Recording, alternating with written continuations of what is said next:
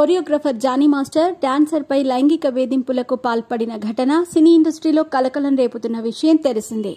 ఈ వ్యవహారంలో ఇప్పటికే జానీ మాస్టర్ పై ఐపీసీ సెక్షన్ 376, 506, 323తో పాటు పోక్సో కేసులు కూడా నమోదయ్యాయి. ఈ వివాదంపై ఇండస్ట్రీలో భిన్నాభిప్రాయాలు వ్యక్తమవుతున్నాయి. ఇప్పటికే దీనిపై ఫిల్మ్ ఛాంబర్లోని పలువురు రెస్పాండ్ అయ్యారు. వారిలో కొందరు జానీ మాస్టర్ను సపోర్ట్ చేస్తూ మాట్లాడగా, మరికొందరు మాత్రం ఆయన్ను తప్పుబడుతూ చట్ట ప్రకారం శిక్షించాలని అన్నారు. ఇలాంటి వ్యాఖ్యల నేపథ్యంలో ఇండస్ట్రీ కాస్త రెండుగా చీలిపోయింది.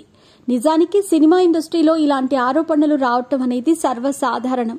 కానీ ఇందులో ఎంతవరకు నిజానిజాలున్నాయో తెలుసుకోకుండానే తోటి పరిశ్రమకు చెందిన వ్యక్తులే రకరకాలుగా మాట్లాడటం గమనార్హం. ఒక ఇండస్ట్రీలో అగ్ర కొరియోగ్రాఫర్గా పేరు తెచ్చుకున్న జానీ మాస్టర్ ఈ వివాదంతో తీవ్ర ఆరోపణలు ఎదుర్కొంటున్నాడు. ఇప్పటికే ఆయన్ను జనసేన కార్యక్రమాలకు దూరంగా పెట్టారు. అటు డాన్స్ అసోసియేషన్ నుంచి సస్పెండ్ చేశారు.